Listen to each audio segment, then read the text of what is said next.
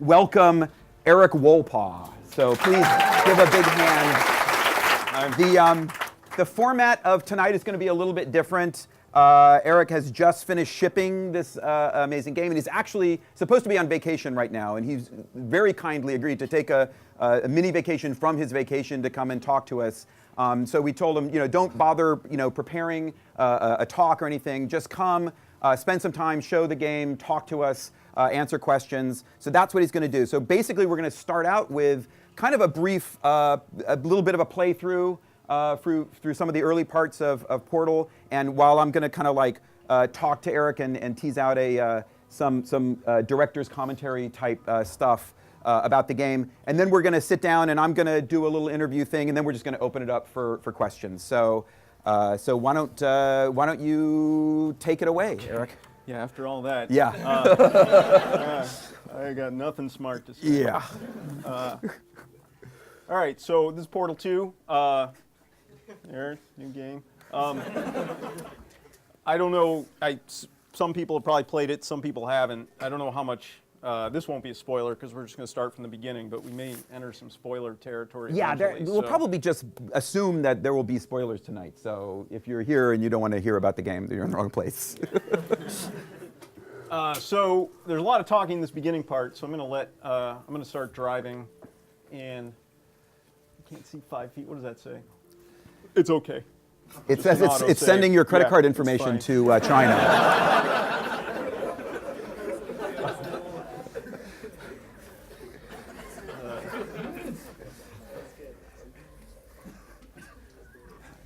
I think Portal 2 has pretty good loading screens. I'm not even joking. If we had to have loading screens, they did some nice work putting these together. Valve in general has pretty awesome loading screens. Well, yeah, unfortunately, we have, loading screens at all, but we're going to fix that eventually. Good morning. You have been in suspension for 60 days. In compliance with state and federal regulations, all testing candidates in the Aperture Science Extended Relaxation Center must be revived periodically for a mandatory physical and mental wellness exercise. You will hear a buzzer. When you hear the buzzer, look up at the ceiling. Good. You will hear a buzzer. When you hear the buzzer, look down at the floor. Good. This completes the gymnastic portion of your mental wellness exercise. There is a framed painting on the wall. Please go stand in front of it. This is art. You will hear a buzzer. When you hear the buzzer, stare at the art.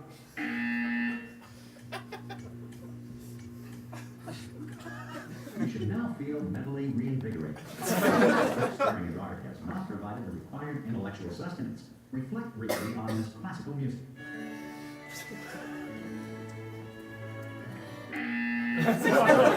Good. Now, please return to your bed.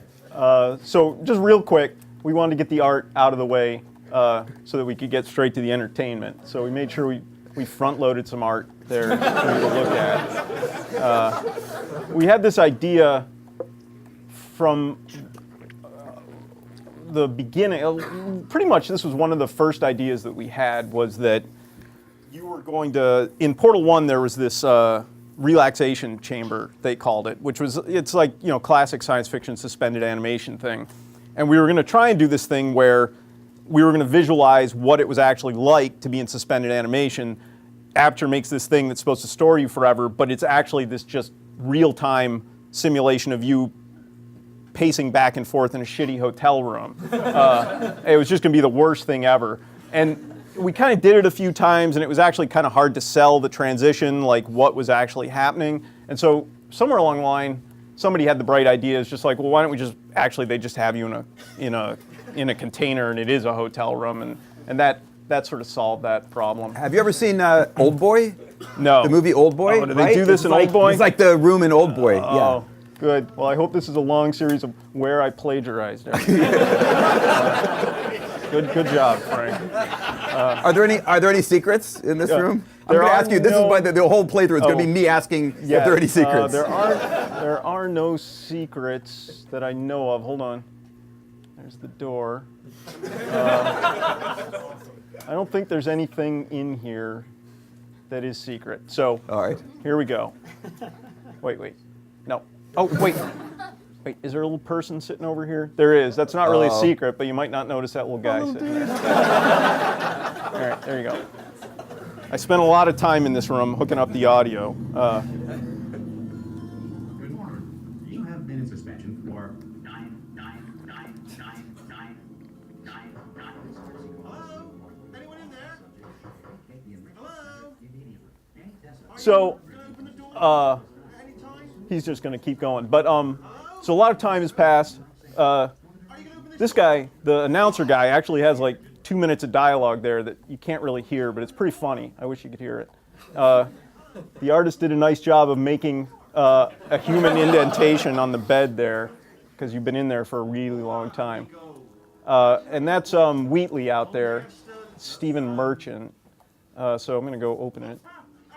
Oh, no, you look good. Are you? Don't answer that. I'm absolutely sure you're fine. There's plenty of time for you to recover. Just take it. Please prepare for emergency evacuation. Stay calm. Stay calm. Prepare. It's all the same. Prepare. It's all fine. All right. Don't move. I'm going to get us out of here. Oh, you might want to hang on to something. Word of advice. Up to you.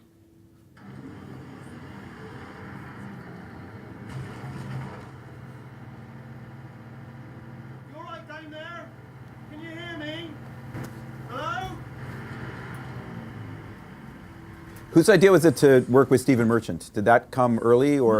It did. Wait, he's going to shut up in a minute here. Hold on a second. Deterioration after a few months in suspension.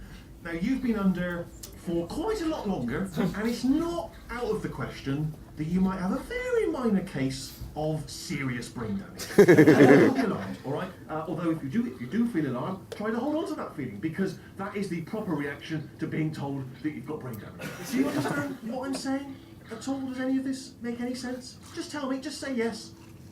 All right. So the co-writer Jay Pinkerton and I, are big British comedy fans, and we'd been watching Extras, I think, at the time when we were sort of starting this. But we knew we wanted a British comic, and we'd actually talked initially about getting this guy Richard Ayoade, who's in Garth Marenghi and IT Crowd. Yeah. And this was when we were kind of imagining Wheatley as being a little bit more hectoring, and because Ayoade has a slightly more nasally, potentially even, I don't want to say this in a bad way, but an annoying kind of, a voice. And we contacted him because I'm trying to think of the guy's name. The guy who does IT Crowd, Graham Lineham, yeah. He's apparently this big Left 4 Dead Valve fan, and he had been sending us mail, and we were like, hey, could your buddy Richard Ayoade be in our game? And he was like, I'll ask, and we did the back and forth with them, but Richard Ayoade had some scheduling conflicts, because it turns out now he made this submarine movie, which is like the toast at Sundance, and so he's doing real well, in case you're going to feel bad that you didn't get this job.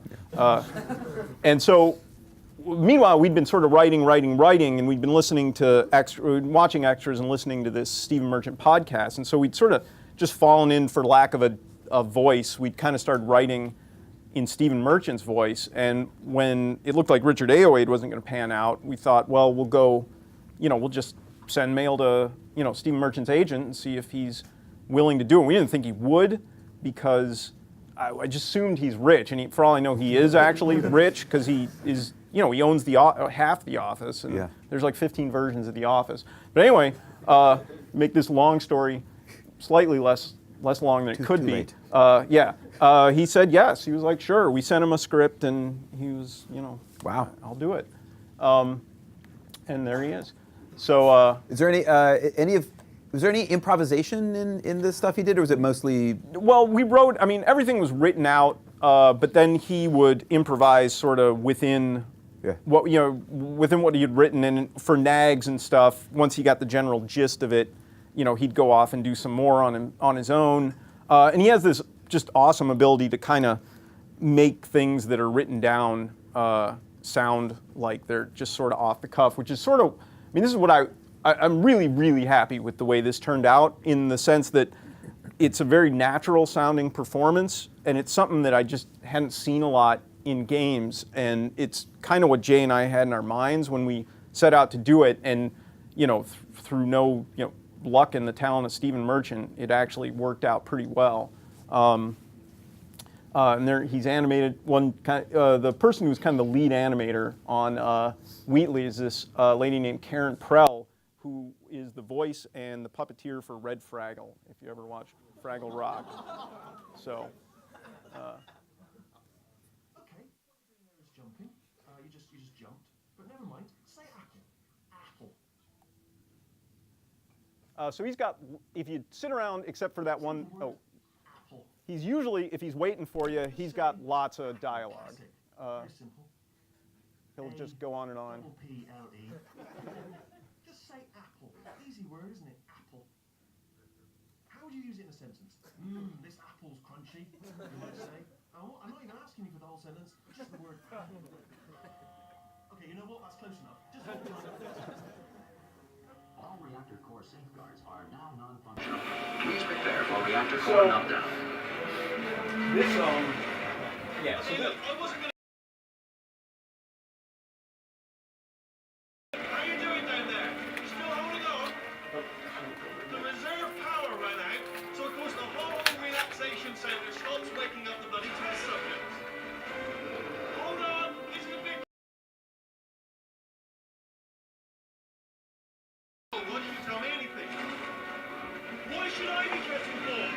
You know, about the life functions of the 10,000 bloody test subjects I'm supposed to be in charge of. Why? Close. You see? What can I make you through? kind But not of enough space. nonsensical babbling here, but yeah, Just want to get through here. this thing was ridiculously complicated to do. And whose fault do you think it's going to be when the management comes down here and finds 10,000 flipping guys? No, you can't. That was part of the complication. There's all sorts of things you can't do. Jay and I, this was probably one of the cases where we were like, oh, and it'll be cool, and then he's going to drive the thing around, and the walls are going to break apart, and then 18 months later, a team of 14 people managed to pull that from us just goofing around. There's actually, if you go in developer commentary, there's a guy, the guy who owned this is this guy, Gray Horsfeld, who I didn't even know this was a real job, but he was the guy who was kind of the lead destruction guy for the Lord of the Rings and King Kong movie. I don't know if you remember in King Kong when King Kong bashes all those chairs in a theater like this. Anyway, he did that. That's his specialty, is making things kind of get destroyed.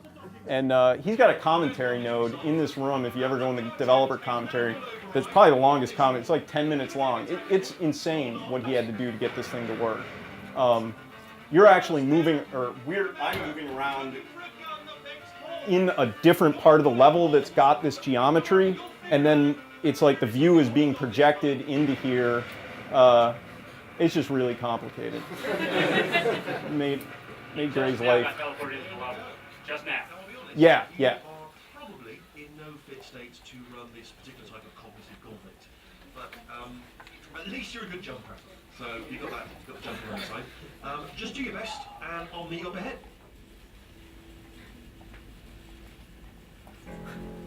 So when you jump, oh, Here you go. what's he saying? Oh, he's telling me to go. That's the spirit.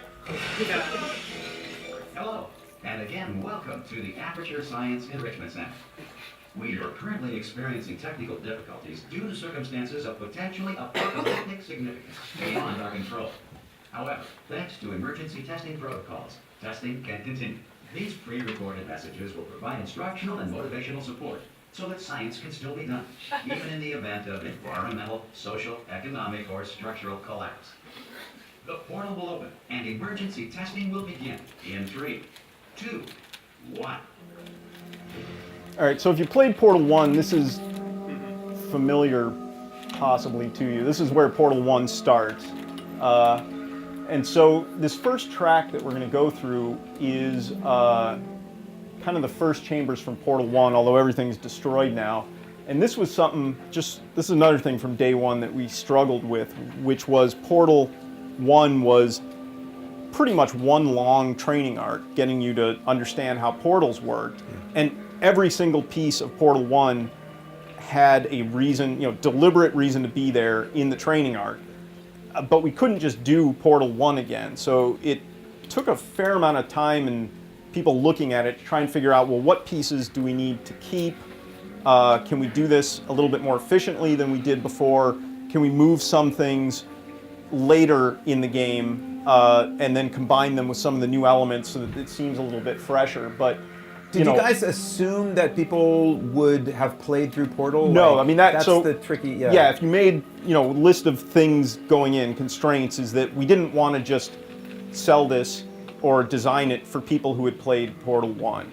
If we wanted to try and broaden the audience and make this a fun game for people that hadn't played it. And Portals, it seems simple, but it's actually kind of difficult to wrap your head around. Even this first Portal placement is, has a purpose, which is you can see yourself in the portal, and it lets you know that, it kind of helps you understand what portals are.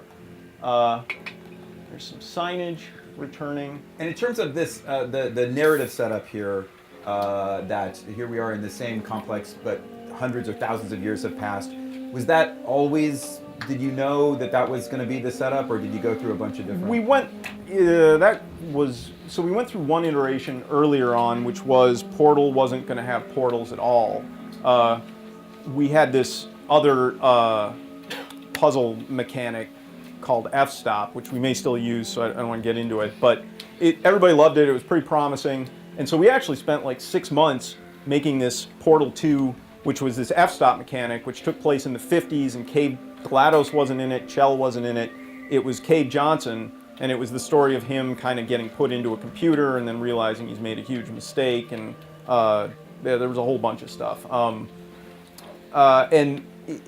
We were playtesting it, and the feedback we were getting was, this is pretty neat, but where's my portal gun, where's GLaDOS? Like, that was almost, people may have enjoyed the puzzles to varying degrees. Is that my phone? Anyway, I'm not going to answer it. But to a person, let's just call it to a person, people wanted, they didn't want a clean slate. They wanted to see more of this. So after that, we pretty quickly arrived on, we're going to do this farther in the future, bring Chell back. In some ways, having everything be decrepit lets you see sort of the results of what you did in Portal 1, and it kind of rehabilitates the spaces, makes them a little Time to interesting. crate, 15 minutes. Say what? Time to crate, 15 minutes. Oh, Time to yeah. crate. Well, I was slowing it down there. Technically, you start in a big shipping crate, though. Yeah. So, so this is the same puzzle from the first one. The voice here, we obviously wanted to build up the GLaDOS, so we kind of replaced it with this emergency voice, which we were going for that sort of institutional help line voice that you get when you're, trying to navigate a menu system. We were going for more of like the Jack Wagner kind of Disney World-ish sort of voice here. And basically the fiction is just that it made Jay and I laugh that they had this, just this all-purpose apocalyptic, some apocalypses happen, we don't know what it is, but you probably still do some testing, and here's some messages for you. Oops.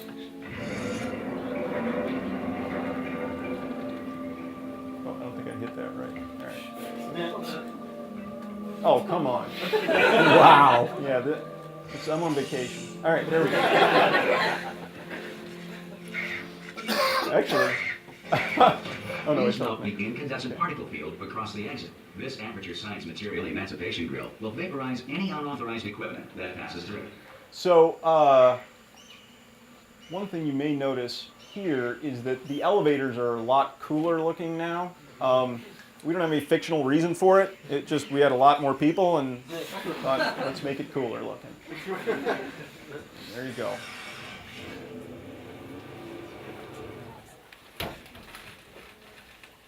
So, I'm not sure, how you want me to just keep going? Yeah, sure. Yeah, keep going for a couple. One of the things that is, I think, remarkable about If you the Portal series, well, hang on a your second. neck, relax, lie on your back, and apply immediate pressure to your tablets. You are simply experiencing a rare reaction in which the material emancipation grill may have emancipated the ear tubes inside your head. That was Jay and I looking up on Wikipedia to see if there actually are ear tubes inside your head. And there are. One of the things that Portal and Portal 2 do extraordinarily well is this kind of environmental storytelling. The way that you're using the space to tell the story is incredibly well done. And I remember in Portal 1 the moment that you first kind of like go behind the curtain and see through this designed environment to the other environment that you're in, and it's kind of this breathtaking moment. And Portal 2 is filled with things like that refer back to that idea of that's kind of like layers of designed environment that you're in. Where did that come from? Where did that come from in the original one? Was that something that emerged out of the design process, or is it? It's a classic just game thing of you're tired of looking at this one thing, so let's at least change up the environment a little bit. That's probably the simplest reason for it. I mean, there was kind of a fictional reason too. You want to make the player feel like they've, taken control a little bit of the situation, gone behind the scenes. In Portal 1, you eventually go behind the scenes and find GLaDOS and kill her. Well, you shut her down, basically.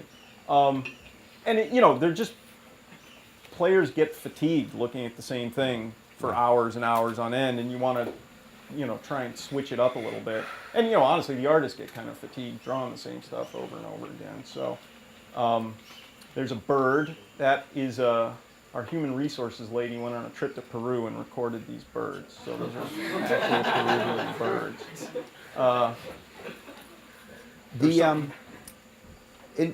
One of the things that is cool about Portal is that, I mean, games, even though there's a lot of science fiction elements in games, there's not that much like kind of great science fiction. You know what I mean? Like there's some games that are set in space. There's games with Space Marines, and occasionally you get a game where you feel like, oh yeah, this feels like a new, interesting science fiction world. I think that's what Portal, I mean, to me it's just like, it feels like great, smart, interesting, new science fiction. Are you a fan of science fiction? Are you? I was when I was a kid. My dad was a huge science fiction fan. He had like every issue of fantasy and science fiction and Galaxy, like starting from 1945 till, I guess when I was born, I think he stopped. So like, around 1970 or something. There were just bookcases full of them in my house. So I used to read those all the time. Actually, it makes me sound smarter than I am. I looked at the covers a lot. They had really lurid, awesome covers. And then somewhere along the line I stopped. I don't read a lot of science fiction now, although if somebody has an idea of a good science fiction book, I'm happy to read it. But there's a lot of tropes we play with in here, which honestly probably is something one of us saw in Star Trek or something. There's a paradox thing where she tries to shut Wheatley down with a paradox, and but I guess I have.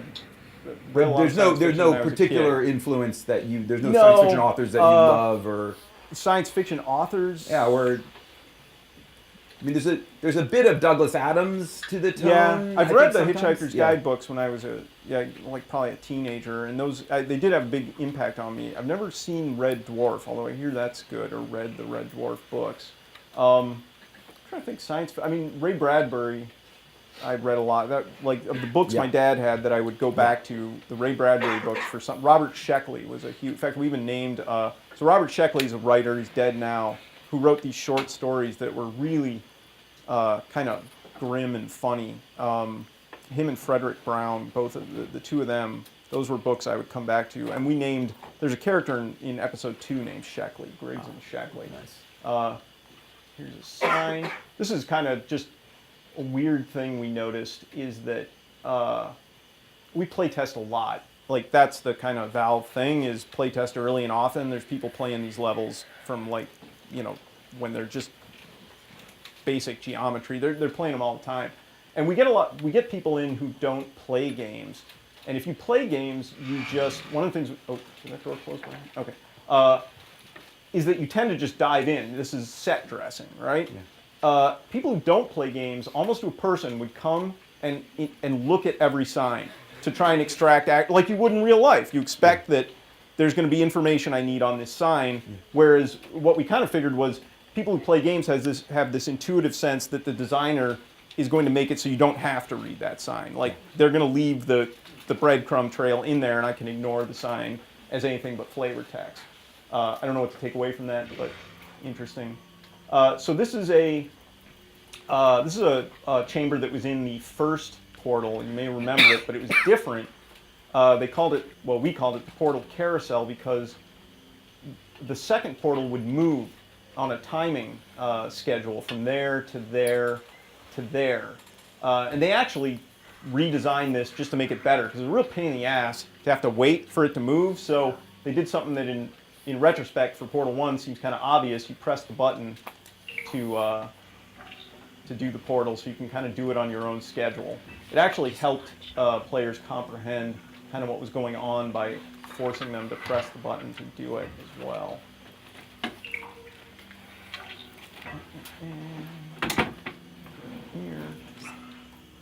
What was the design process for designing a Portal level? Did they all come from one person or one group of people, or was it? There was the group that was working on Portal 2 was smaller to begin with. You know, for the first year it was probably 15 people, and some of the, most of the new mechanics were sort of decided upon at that point. And it generally just, they sketch them out, they mock them up in Hammer. Well, it's not really a mock-up, it's usually a functioning level. It's just very plain looking. And they get it into the playtest cycle as soon as possible, and they just sit there and force themselves to watch people play without saying anything and watch them fail and fail and fail, and then just get better at tweaking it and try and kind of gather some bigger lessons about design of portal chambers from how people react to their sort of rough sketches of portal chambers. I lost track of what I was doing here. Oh, there we go.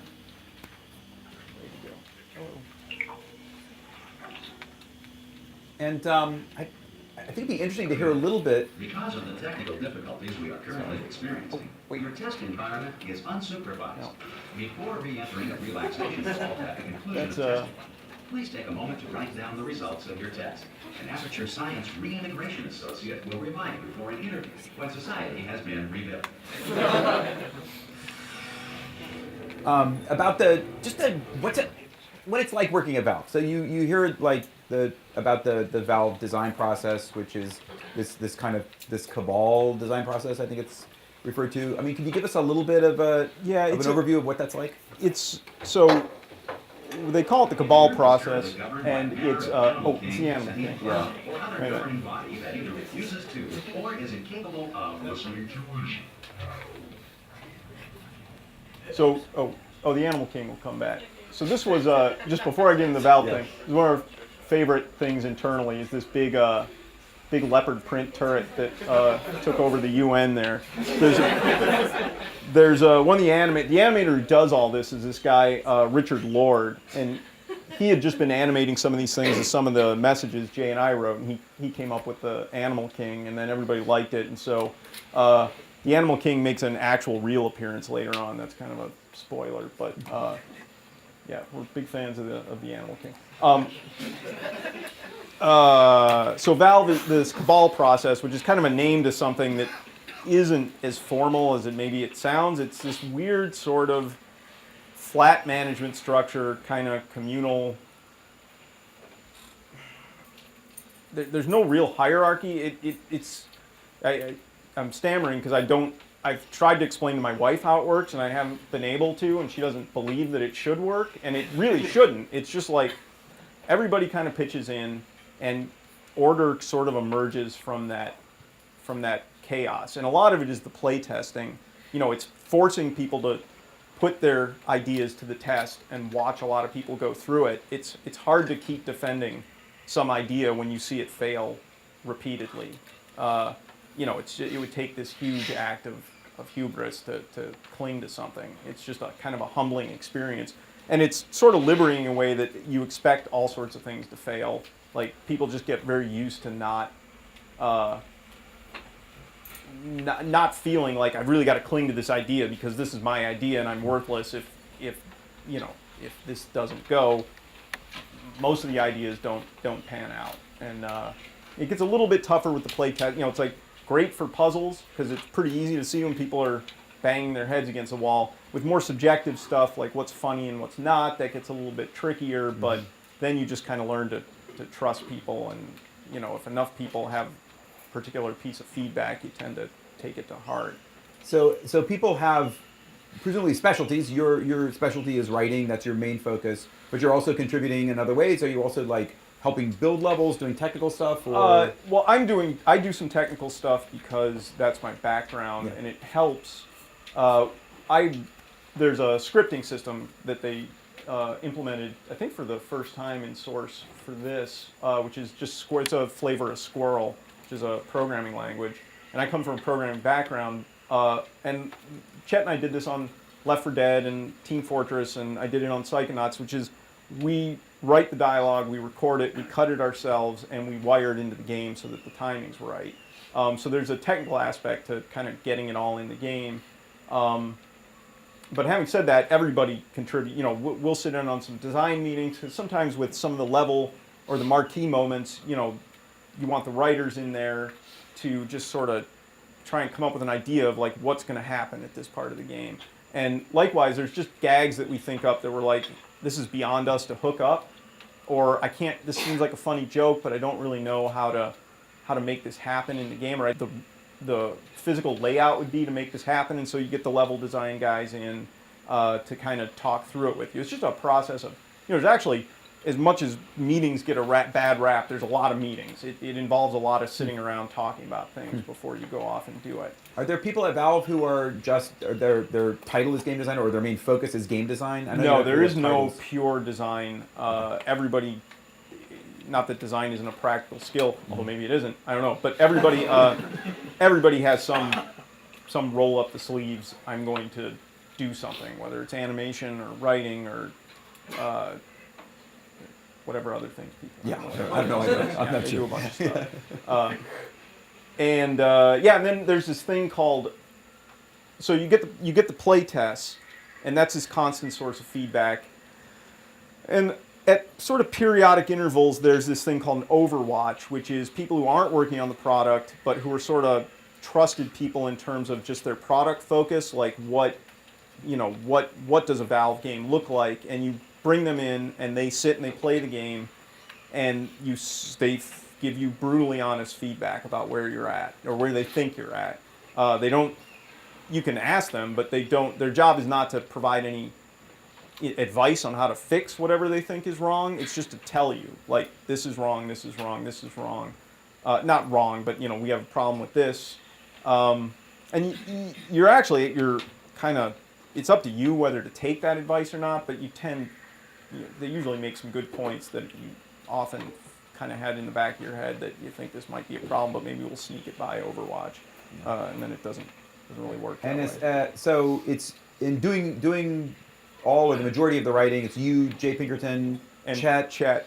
And do you guys have like a writer's room that you hang out? Is it like The Simpsons writer's room? Is it like the coolest place on earth? To, like, Jay brought in, so it is like that.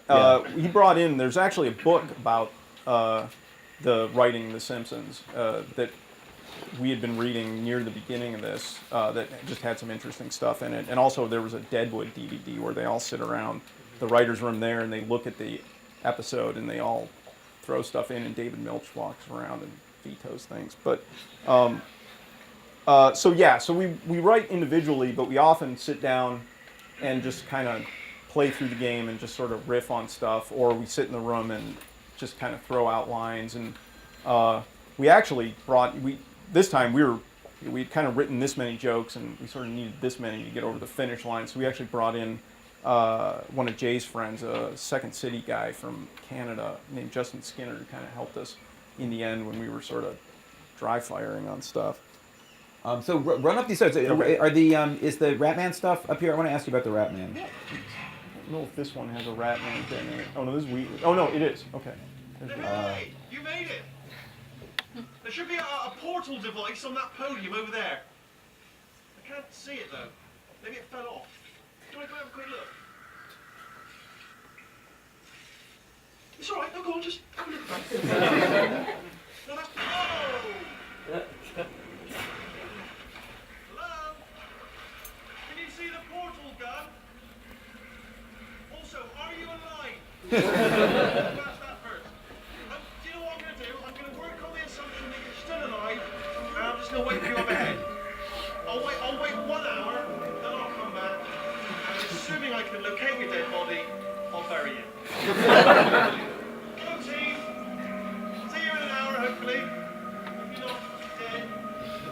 So I think, pretty sure this is the first Ratman. Yeah. His little, I don't know if it's a triptych or it's not 3. There's like 6 of them. So whatever it is, his panel art. And this kind of retells the story of Portal 1. There's well, this even goes before Portal 1. There's a scientist working on GLaDOS. There's the scientist getting killed by GLaDOS. There's a Ratman hiding behind a cube.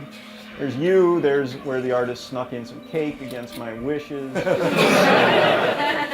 Explicit instructions. And there's the Ratman again. So the idea was kind of the Ratman watched you do everything in Portal 1. Here's his picture of you. Wait a minute. I gotta get up here. Nope.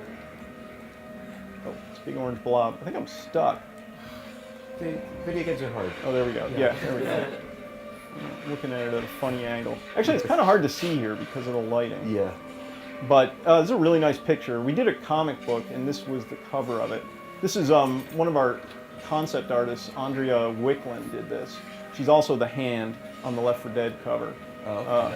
It's her hand. And what's up with that comic book? Did you participate in that? Were you? I actually, involved in writing? other than kind of looking at it, it was this guy, one of the other writers, Ted Kosmatka, and Mike Oming, he's a comic book author who works at Valve. He draws a comic called Powers. I don't know if you've ever, but anyway, he's a comic book guy, and Andrea also worked on the comic book. And Jay and I just kind of looked at it, but it was sort of being written while we were frenzied trying to finish the game. So I think it turned out really well. One of the things that I find amazing about Valve, All right. and the stuff that you guys are doing, not just Portal, but also in Left 4 Dead and Team Fortress, it's like so many different ways of thinking about narrative in games, which is this incredibly kind of overdetermined topic. People have been struggling with it and fighting about it and doing like immense research into it, and there's all kinds of ways to do it. And sometimes I think there's there's a real strong focus on a particular way, which I guess would be like, I don't know, maybe Grand Theft Auto or Red Dead Redemption, where it's like, okay, you're playing a character and you have this world that you're in, and then you're encountering people, and they have scenes, and there's dialogue, and you're choosing things to say, and you're kind of performing. But then the stuff that Valve is doing is there's so many different diverse ways of doing storytelling. So you have this, in many ways, it's kind of that traditional model in a way, Portal. But then in Team Fortress 2, you've got like this incredible narrative world that is sort of outside the game. Like it's not something you're interacting with while you play, but it's like the stuff that you guys do, before you release a new weapon or all that stuff. And it's incredibly funny and it's incredibly rich. And then you have Left 4 Dead, where it's this improvisational collective thing you're doing with your friends. So I don't know. It just seems like such a great diverse set of approaches to it's just kind of what I wish I had, again, some smarter sounding theory about why we do those different things, but they just kind of what works. I mean, Team Fortress, obviously, some of it's just obvious. You can't support the story, all the backstory inside the game, and so, it's just a bunch of guys yelling at each other while they shoot at each other. So you try and make that entertaining, and we can fill in the other stuff around the margins. And, kind of the same with Left 4 Dead. You don't want to pause Left 4 Dead to have a big talky scene. And it seemed like kind of a neat thing to just, there's so many, because a lot of it's procedurally generated, that there was a lot of opportunity for just things to be said and to emerge kind of situationally, which was kind of neat, because then you could also hide little dialogue nuggets in there that would only happen every once in a while, because the game was built to be played multiple times. Yeah. So we were hoping that people would discover little scenes and not get sick of the dialogue. Left 4 Dead, I think especially Left 4 Dead 2 has like way more dialogue than any of the games. Did you work on Left 4 Dead 2? Yeah, Chet and I and Jay all. We both Half-Life as well? Chet and I worked on. Chet did more work on episode 1 and episode 2, and then, but that was mostly Mark Laidlaw, and then we did. Chet and Jay and I did Team Fortress and Left 4 Dead 1, Left 4 Dead 2, and Portal and Portal 2. In Valve, do you guys talk about these issues? Like, are there is for example in Half-Life there is this more traditional approach with like AI, like really thinking about like kind of rich, complex AI for the partner characters and stuff like that. Is that something that you're involved in, like as a writer, like working on we character definitely AI? Well, not necessarily the AI. I mean, we definitely have a voice in it, but especially because we tend to wire the dialogue into the game ourselves, the systems that trigger the dialogue and interact with the animations, we tend to be pretty involved in. And obviously, just from talking about how these things might play out in our future games, doing some experiments to see what we can do to kind of drive it forward, or not drive it forward necessarily in this kind of pretentious we're moving everything forward sense, but more just like how we can do something interesting. You are driving it forward with our games, because we have this feeling, I think internally. I don't know that we say it that much, that doing the cutscenes is kind of like admitting defeat. But having said that, I play a million games with cutscenes, and I have a great time playing. I mean, Red Dead Redemption, I enjoyed, and Grand Theft Auto, I love. Saints Row, great. God Hand, best game ever. So all these games have cutscenes, and it'd be nice to, we actually ended up doing a cutscene at the end of Portal 2 if you played it, mainly just because it was not going to look at you're confined anyway, and it wasn't going to look as good if we did it live, and it was going to require level load, and we were like, why are we beating our heads against the wall on this? Let's just make it look really good. I'm interested in so I'm wondering now, thinking about what you said about how you wired the dialogue in, and you're kind of responsible for actually building the stuff that you write. Do you think your background as a programmer has a big influence on like how you write for games and ability to think modularly and like? It's possible. It definitely affects how I work as a game writer. I mean, I would definitely suggest if you think about wanting to write for games, learn or do anything in games, learn some coding, because it can only help. Because I mean, it takes work off someone else's plate, and it also gives you control over it. It makes your life slightly more miserable, because once you take control over it and own it, then people actually expect you to own it, and it's your responsibility. But yeah, but I guess thinking about in games, just thinking about programming is a lot of organization in a certain sense, and working on systems, and game dialogue tends to be a lot of branching, situations that maybe. I've been a programmer since I was a kid. I mean, that was like one of the first things. So I don't really remember what it was like not to think like that. So I want to ask you a couple more questions, and then we're going to open it up to general Q&A. But and I'm going to try to push you to get heavy and pretentious and intellectual. I know you hate that more than anything. But I do feel like I know that you said. You did say there's a quote you have once about where you're talking about the weirdness of storytelling in games being about this difference, this delta between what you're actually doing and what you're being told that you're doing. So like you're being told that you're a superhero, and then you go try to open a window and you can't, right? And that you said that part of what you see your job, what you're trying to do, is like close that or narrow that gap. Is that still something that you think about? Oh yeah, trying to definitely. narrow that gap? And which is one of the so like Portal is great for that, because there's all these absurd conventions in games. But if you've got an absurd game, you can just embrace the conventions instead of fighting against them.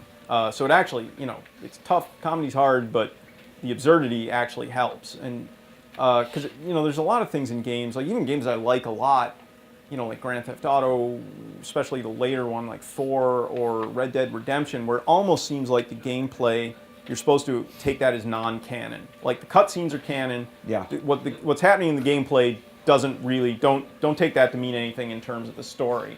And so we try and put those, bind those together. But to Grand Theft Auto and Red Dead Redemption's credit, is they're trying to tell a more dramatic, serious story. Right. We can have a stalemate resolution button, and that makes sense in Aperture. Okay, so here's what I'm going to say. I'm going to make a claim, which is that Portal is better than those games. The Portal series is better than those for me in terms of storytelling. Because I wrote it and it's no fun to play. You can't say this, but I'm going to say that. And for me, it's because of that you're trying to acknowledge and address these problematic things.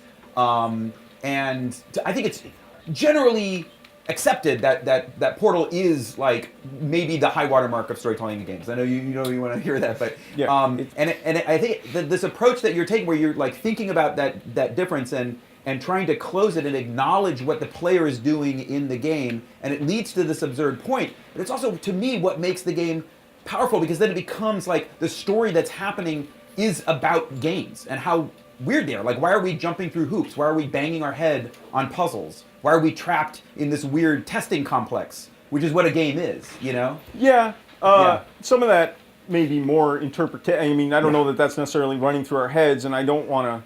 I mean, ultimately, I don't want to make games that are, like making some kind of crazy modern art that only people who have studied art their whole lives, it only has meaning to them. I mean, ideally, I'd like to make something that's just entertaining for people. And to their credit, Red Dead, I don't know why we keep saying Red Dead Redemption and Grand Theft Auto, but whatever, they've succeeded wildly in doing that. The people, I don't know that people notice, that your average person doesn't care one way or the other. They accept probably both things. Yeah, and I think accidentally you've done both. I mean, you may have set out to do entertainment, and I'm not trying to put anything on your intentions that you didn't do, but I do think that this does push things forward. Oh yeah, and I'm like, I'm on record here. I mean, I got 3 mics on me. It's a good game. Go buy it. It's a terrific value for.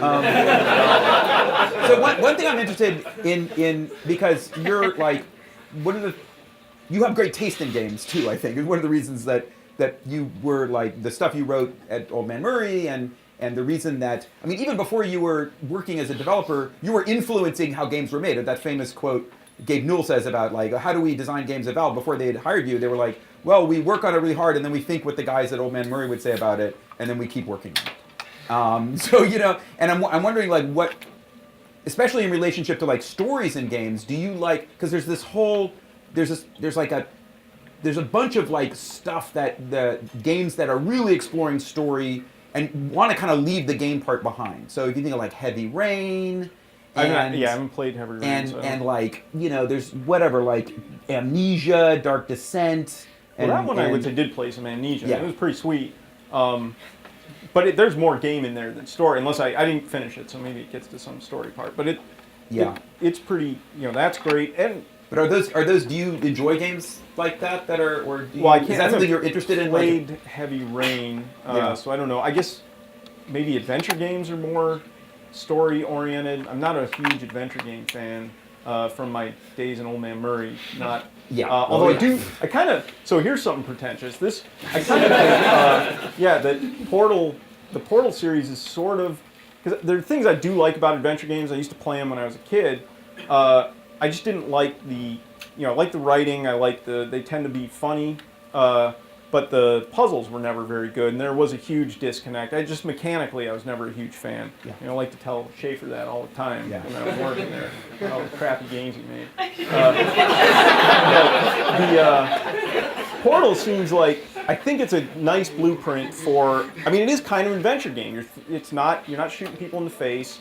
It's it requires thinking, but the puzzles are very logical, and it's got a story line through it. I mean, I think it's kind of an interesting, if not, probably not a replacement for it, because now there's people, I'm trying to think of some art form that's this weird formalized thing that people like, regardless of things that have come along. There are people that like adventure games. Dance? Yeah, I don't know. You mean like that? Who knows? Yeah. I mean, I'm going to make somebody mad no matter what I say. So anyway, I think this is, if you were making adventure games and you wanted to reach a bigger audience, maybe something along these lines, because I still don't fully understand. Portal came out, it was popular, and people liked it, and it sold well, and we thought, this is it. Floodgates are open. Man, when Portal 2 comes out, we're going to be competing against 17,000 other games that are like it, and then nothing really happened. Yeah. Which probably just us thinking, we're more. Yeah, it's I hard. honestly, it's really hard. Well, it is hard, but people do all sorts of hard stuff. You Yeah. know, they skateboard off their. I mean, you've seen YouTube. They do all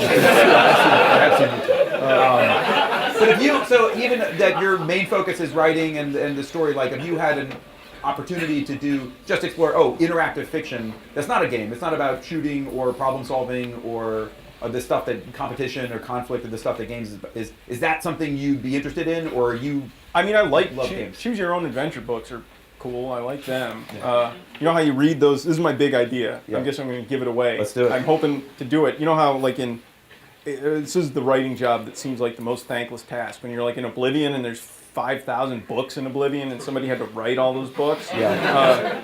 But what if they were choose your own adventure books? Like you'd open it and it was a choose your own adventure book, and it'd be fun. It'd be like a fun 15-minute break from adventuring. So I'm going to do that in someday. You're ready to go first.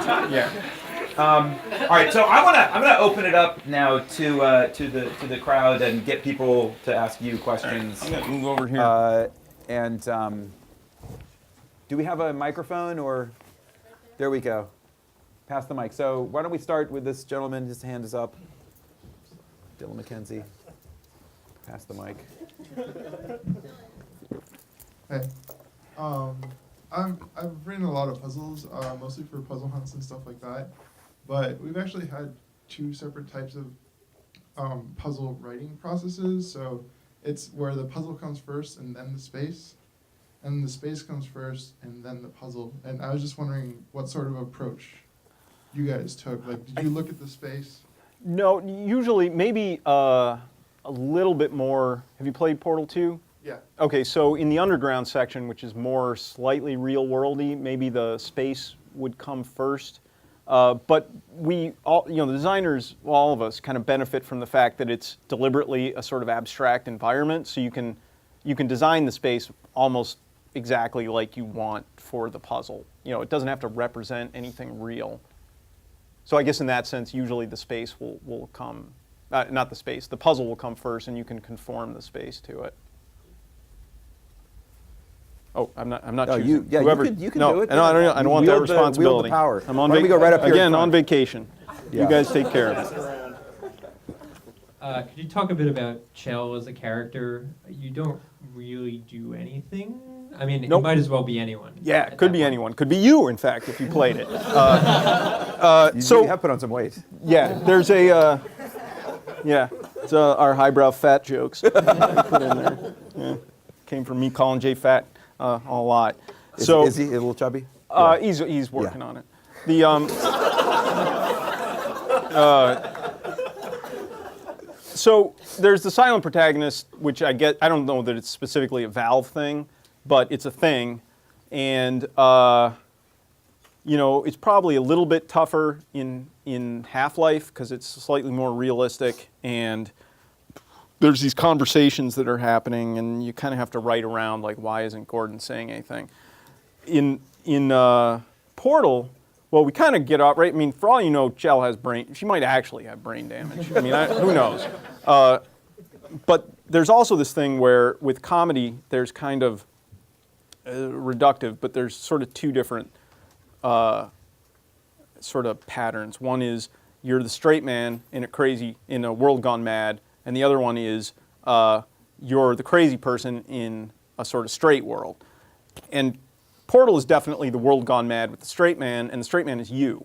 And again, because you have to write in the margins in a game, time is kind of at a premium. So the fact that there's already this established thing where you can have a silent protagonist, that saves us a lot of time. Like, I think you may want Chell, you may want to know her backstory, you may want to hear her say things, but I guarantee if she had to say her straight man lines at the expense of half of the other dialogue, it would suck, and Jay and I'd be miserable, and everybody'd be miserable. So we kind of are able to use that in Portal. I'm not saying in general silent, even Valve eventually got away from it. The Left 4 Dead characters are all real chatterboxes. But I think for Portal, it made a lot of sense. I don't think people are super invested in the character of Chell. I mean, obviously, because we haven't given her much character, but it's that they're invested in the relationship they have as the player. And we always assume she could talk, and she simply just chooses not to, because robots all being dicks, and why give them the satisfaction of saying anything to them? Why don't we go right back there? There we go. You talk a lot about sort of the dichotomy between the gameplay and the story and trying to bridge that. I was playing through some of the commentary the other day, and I noticed at the end of the game, there's a part where you're like floating in one of those tubes, the plasma blue stuff that you float in towards the end, and it doesn't matter what portal you shoot. Yes. Like if you shoot the wrong portal and you should fall to your death, the game like auto-corrects you so that you actually don't. And is that like an issue where like you decided that the flow of the story was more important than the system you had established? We were more just worried that there's 2 points in the game where that happens. There's there and, oh man, this is a huge spoiler. Just cover your ears if you really don't want to hear this. Oh, hell with it. There's just another part in the game where it happens. And the reason, so there's a little bit of the flow of the story there.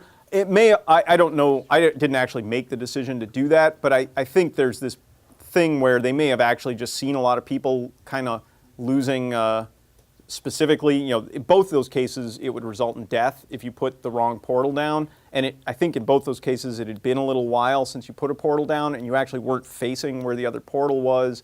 And I think we may have just seen a lot of people die there. And it was purely navigational portal placement rather than puzzle solving portal placement. So I think all those things kind of, Some like system designer who thought it was really unethical, and the story guys had to sort of convince him that. No. I think you're imagining some weird Algonquin roundtable of geniuses that doesn't exist. We're just doing what we can to get by. We go right back there. There you go. Just based off what you were saying when you guys were talking earlier, it seems like the story comes into being sort of bit by bit. Mm-hmm. And I was wondering if you had, in fact, imagined the entire story arc before you started the game, or? No. Distressingly close to the end is when we filled in most of the pieces. We had the arc, obviously, because they have to build the spaces. So at some point, we had to settle on, they went off and made a lot of puzzles. Like, we're going to test all these new elements, and we have these rough mocked-in puzzles, and now we need to distribute them across the game. So that was kind of the point where Jay and I really had to commit to some sort of storyline. That's when we eventually kind of came up after, thinking of a bunch of different stuff with sort of the broad strokes story that's there now, where you wake GLaDOS up, Wheatley, the broad strokes came maybe halfway through the project. It's interesting, sorry, just one more quick question. It's interesting because it seems like most games are made where someone, usually the game designer, kind of creates the whole game and then everybody goes about making it. And from what you're saying, it just sounds like at Valve that's just not at all what takes place. No, that is not what happens. I'm not even saying that it wouldn't work that way, because that's definitely, to a certain extent, when I was working at Double Fine, that's kind of how it worked. Because Tim's legitimately a genius. And he's a good guy and people want to follow him, so he lays down the pattern and everybody follows it, which isn't to say there isn't course correction along the way, but at Valve we're embedded. We're sitting in there with the design team and we're just there day to day doing stuff. So it just naturally, just like the art changes, it's just one of the malleable pieces of the design is the writing. Now, having said that, the thing about having a charismatic genius leader like Tim is that 2 years into a project that doesn't have like a director that you're all looking up to, there is this thing where you kind of start to, you start questioning decisions, and it actually is comforting to have somebody at the top, for me personally, but I don't know for everybody. Why don't we go right back behind your shoulder? Yeah. Non-portal question. Okay. I'm a long-time Old Man Murray fan, and it's the best video game review site on the web. But it's not been anymore. Kind of gone for 10 years. I think even now, but despite being down for 10 years. But I'm just wondering who you read these days, if there are critics out there who you think are pretty good or funny, or whose opinions you taste you trust. Because a lot of game criticism seems to be so boring and stupid. Yeah, I sympathize with, because I was a professional. I was writing Old Man Murray at the same time I was doing reviews for other sites, and you can't just do Old Man Murray for if it's your job, someone's paying you to review the game relatively soberly. I mean, in a sober fashion. Yeah, I'm trying to think. I mean, if I say I'll leave people out, I mean, obviously, Yahtzee is funny and makes a lot of good points. Who else? The Rock, Paper, Shotgun guys are really great. I'm trying to think. There's probably people in this room that... I really like Stephen Totillo and Leo Alexander. Okay, they're good. A couple of thanks. Right off the top of my head. Take a look around. Those are some of the best. In terms of like game comedy, I don't know what his name is, but the guy who ran UK Resistance, that guy was just some kind of...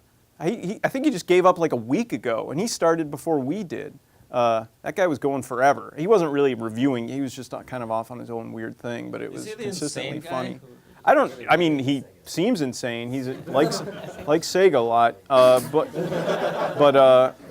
but he probably wasn't actually insane. Why don't we go down? You had your hand up, the white shirt? Yes.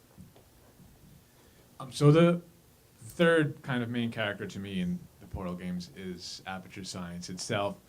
And I'm just wondering how much thought went into sort of the genesis of this place, which in the second game,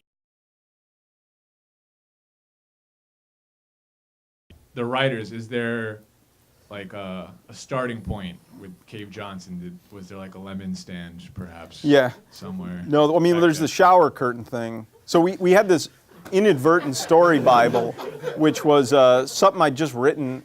I can't remember why. I might have written it for Jonathan Colton. It was just this bullet point of what happened, how Aperture started. And it somehow got made public, and I can't remember how that happened either. And so then we were sort of a little bit married to it. I mean, I think it's funny. Jay always kind of made a lemon face at it. I don't know why. But so we were sort of stuck with some of that. And, we sort of built from there. And, we had Cave Johnson, we had the shower curtains. The lemon speech is really the only thing that actually carried over from the old F-stop Cave. He was actually a Southern dude at that point. And he did the lemon speech, and that was the one thing we carried forward from the old cave to the new cave. It's also like one of the things is not just the space of Aperture Science, but the way you capture this institutional, bureaucratic, scientific voice is so much a part of what Portal's all about. And it's sort of like, where does that come from? Like, did you have a job at the DMV or something? Like, how did, the banality, like the oppressive banality of working in this institutional, bureaucratic, corporate, scientific. I've never really even had a job like that. I don't know. How do you capture that so well?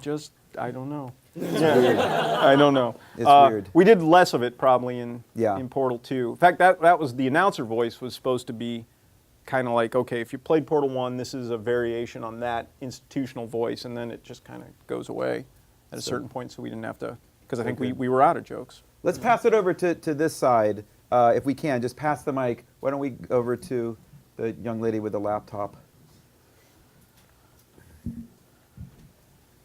Oh, that's Leah Alexander. Yes. Yeah, Hi, hey. Leah. I talked to you on the phone like 3 yeah, weeks we spoke ago. on the phone like 2 weeks ago. Yeah. This is our first time, I think, meeting in person. Yeah, hi. This is this is actually a GLaDOS question, because I think that Portal 2, and there's going to be, this is a spoiler question actually, so you guys go might for wanna- it. Hold your ears. We're grown-ups. So there's an interesting transition in the relationship between Chell and GLaDOS in the second game about midway through.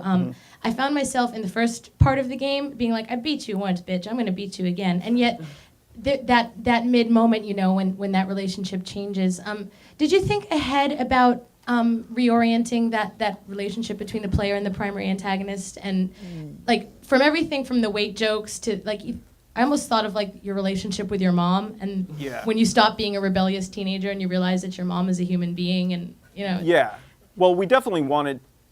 Some of that just comes out of sheer panic.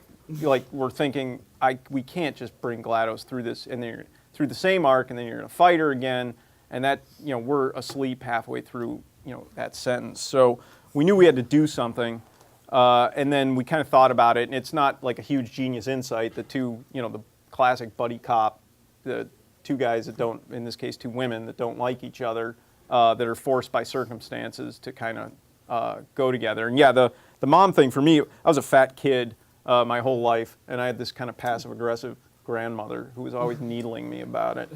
So that's kind of where that came from.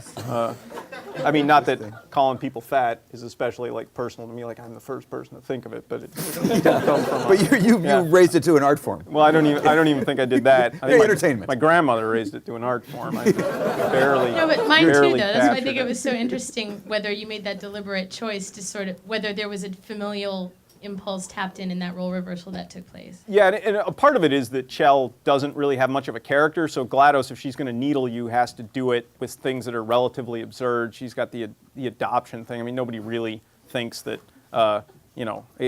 adopted people are lesser than anybody else. And then the weight jokes, because clearly Chell is not fat. So I think she even admits that at some point later in the game. Why don't we pass it over here, the gentleman in the glasses? You talked a little bit about sort of building or tucking the story into the different sorts of games, sort of as appropriate, like Left 4 Dead it has a little different vibe, or something like Portal, and I feel like Portal has such a strong play mechanic that like it doesn't. You would think on paper it wouldn't even need a story, that you could just play it, but then I think what takes it to this other level is the sort of metagame that happens then when you do break out of the levels and sort of go behind the scenes. So do you believe that like there's always room for story in any kind of mechanic, or? I mean, I think so, as long as maybe you could argue that maybe there wasn't a light enough touch in Portal 2 or whether it was, but as long as it's a relatively light touch, I can think of pretty much any game, if not a straight-on story, at least some story-like personality to it. Like World of Goo doesn't really have a story, but it feels like it's got. I feel like I'm being told a story somehow, even though I'm not being told a story. It doesn't. I can't. I'm not articulating it correctly. No, it's a great example. World of Goo. And Portal 1, you would think didn't need a story, but it really did. From playtesting, people just were fatigued. They were enjoying it, but even at the length it was, a quarter of the way through, they're like, there's nothing pulling me through this. It's kind of fun, but it's sterile and it's sort of dry, and I'm just sort of done. But once we started, and Portal has this stealth thing where you don't even realize there's a story going on until 2/3 of the way through, but just having the voice kind of just saying something mildly amusing at the end and beginning of the levels was enough to kind of get people going. Was there a moment in the design of Portal 1 where you realized that you were going to cross this threshold and go from just using the voice and having there be a character to like actually kind of an intense story, like that you were building a real narrative in a world? Yeah, the original voice was sort of a placeholder, and then people were reacting to it, and it occurred to somebody, I'll take credit for it, occurred to me that, the environment, this is the voice of the environment is really your enemy, so why not, let's end this thing with you betraying the environment, which you were doing anyway, because the behind the scenes thing was already in there. Yeah. It just didn't really lead anywhere. Yeah. Cool. Why don't we go back right there. Okay, so this question is a bit of a spoiler, so I'm just giving everyone a warning okay. there. But I have to ask, at what point in the development process did you all come up with the idea for the turret aria?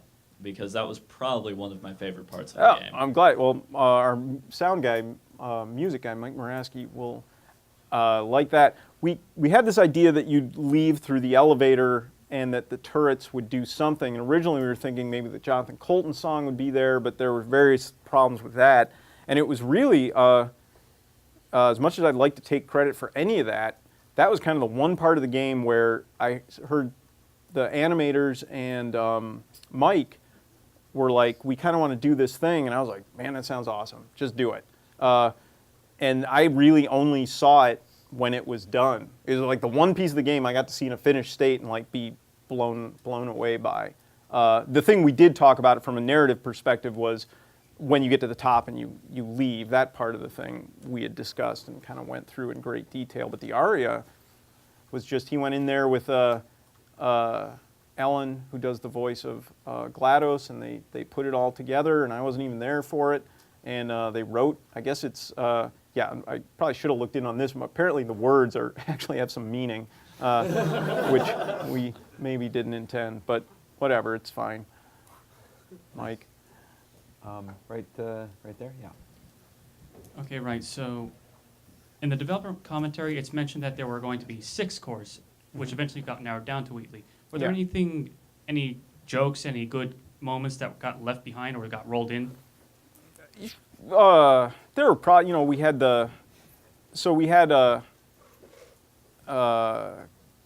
I think at the end there's this guy, Rick the Adventure Sphere. So he actually was going to be one of the spheres. He made it in. He's got a whole little arc that you don't really see unless you kind of play the boss battle again and give yourself like 2.5 minutes with him. So he was one of them. There was probably not anything great. There was kind of this, what's his name? What's the guy from Shawshank Redemption? No, the other guy. Morgan Freeman kind of sphere, who was like, you find him in like this little 10 by 10 room, and he's like the wisest guy about this 10 by 10 space. Doesn't know anything about anything. It's just blown away by the shit that's 5 feet outside the 10 by 10 space, but has a lot of advice that all kind of relates to things that were in the 10 by 10 space. So he was going to be pretty good. Now I guess we can't use him because I just gave him that. You just play tested it, and it killed. worked really well. It killed. Speaking of the end, did you guys talk about, do we want to wrap it up? Do we want to leave it dangling? We've done 2 of these now. Do we want to leave ourselves some room? Did you think about that? Was it an issue? Well, I mean, we talked about it, but you know, it feels like you can always. I'm kind of I personally like things that just end, and it seems like there's an ending, and there's not. There aren't a lot of necessarily. Not that there aren't questions, but it feels like if that was the end, it's a satisfying ending. So we definitely wanted to do that. You know, if we were to ever do another Portal, I mean, never say never. I'd like. I mean, I said this after Portal 1. I'd like for Chell to just kind of. She's been through a lot. Yeah, let her have her day. Let her go. Yeah. So I mean, this is not an announcement of any more Portal. It's just right. We ever had to do it again. I think we got time for 1 or 2 more. Why don't we go right here, this gentleman? You mentioned like there was the f-stop game that you guys worked on for I guess 6 months, you said, and then realized like no, we want to do it this way instead. I guess in the making of Portal 2, I guess how many essentially other games did you make before you reached this one? Like. Only f-stop, and that wasn't a full, game. It was more of like one section of a game. So basically, like after that, you kind of knew the track you were on. Yeah, after that, we went hardcore just into figuring out what new puzzle elements we could do with, with the portal gun. Why don't we go right here? Yeah, I just wanted to ask a bit about the playtesting. You said that things like puzzles and mechanics, that it's a little easier to just sort of take what the feedback you're getting from the playtesters, but with more subjective things like humor or I guess sort of storytelling. That is there a bit of a fight? I mean, I guess my question is like, was there anything that you guys got from playtesting that you just ignored, that you just decided you were too attached to it, and that everyone was wrong, and that this was the right way to do things? No, I mean, you obviously ignore an occasional, there's outliers that will tell you something and you think this isn't right, but let's see if other people say it, and if no one else says it, then we're comfortable that that's an outlier. I'm trying to think I don't think we left anything in that was genuinely hated across the board. We definitely took some stuff out that was hated. We got a lot of feedback initially from the initial GLaDOS art after you wake her up that she was just too vicious and mean, and people were kind of getting ground down by just how awful she was being to you, which she was just not. And even like Ellen in the studio, she was kind of nervous about reading some of the stuff. I don't know what we were thinking. Really? Like, what was it? Like, just personal? No. I mean, she wasn't like morally. She's just like, wow, ew, that's harsh. You know. Ooh. Yeah. I kind of want to hear that. Yeah. It probably won't live up to what what you're thinking now, but yeah. What about right next door? Thank you for taking time out of your vacation to come here. Yeah. Sure. Sure. So, one of the things that I'm curious about is with a game like Left 4 Dead or Team Fortress 2, you can sort of overwrite jokes and hand them off to the system, and players will get a portion of them every time they play through. A game like Portal 2 seems much more sort of straightforward in terms of its dialogue scripting. How do you ensure that the jokes stay fresh on repeated playthroughs, or are you not? We're not on Portal. I mean, if we expect you to play through it once or maybe twice, we just try and write. In that case, we just try and write good gags, and we expect that you're not going to enjoy them as much the fifth time or the second time. Well, the reason I bring one of the things that I found is there's a fact sphere. Yeah. And actually, the spheres in general, you just spend very little time with them if you are straight playing through the game. And I found that somebody on YouTube had collated all of their sayings, and I watched them and I just laughed my ass off. Well, I'm glad. B, so we bury stuff in there. So that's a different thing. I mean, there is stuff you've played again and you decide to wait here or there, you'll get some new stuff. It doesn't really help the jokes that are mandatory that we're forcing you to listen to. But yeah, stuff like the spheres, it was similar in Portal 1, we noticed. Well, it wasn't really with the spheres, it was with GLaDOS when you fought her at the end. She had a bunch of optional dialogue and people would kind of milk it for that. So we wanted to do that this time, not just with Wheatley's dialogue, but also with the spheres, that there was a bunch. I mean, the spheres say all sorts of crazy stuff. And again, Rick the Adventure Sphere has a whole little character arc he goes through. I know it even changes the way the stalemate resolution button scene plays out if you really let him keep going. Yeah. Interesting. Yeah. We never talked about co-op. There's a whole co-op campaign. Was that which is awesome, first of all, and then was it more work than the single player campaign or less, or how much, because I imagine designing puzzles for that was more challenging. And it was definitely more challenging at first, but kind of like single player puzzles, I don't know for sure the designers would say they weren't more challenging, but I think once they got a handle on it, it was a similar level of difficulty. Is that the question? Yeah. Cool. There's a right back there. Yeah. So one of the more unique factors about Portal was its marketing. The ARG was a big factor in getting people interested in it.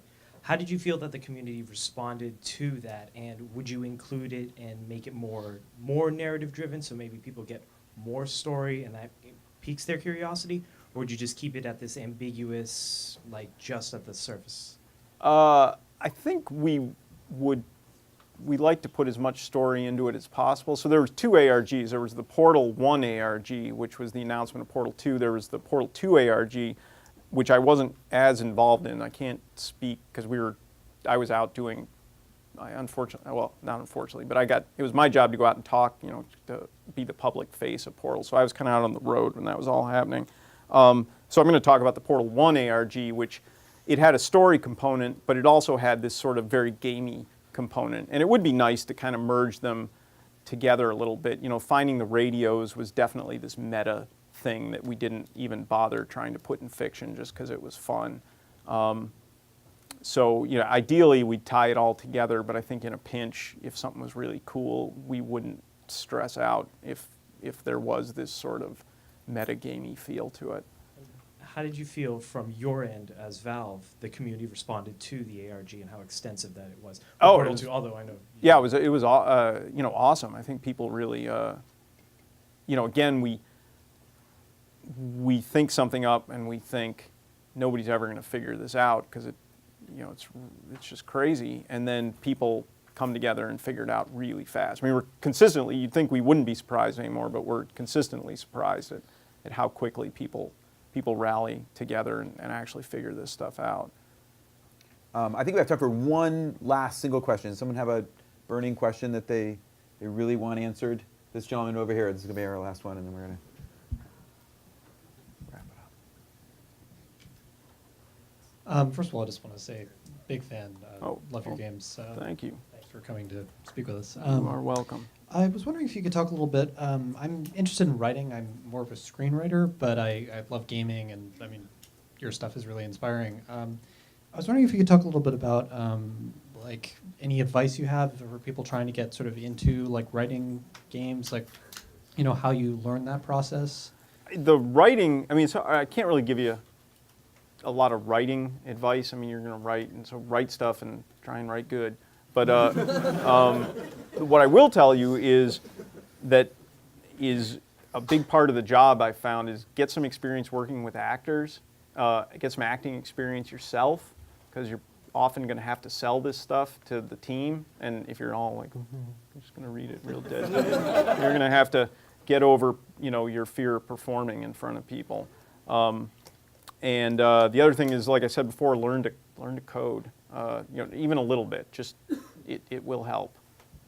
Great advice. Yeah. All right. Well, thank you so much. We appreciate you taking time out of your vacation, Erik Wolpaw. That was awesome. Thank you. Thanks for having me. Great job. Thank you so much. All right. That's it. That's a wrap. Wrap it up. We're done.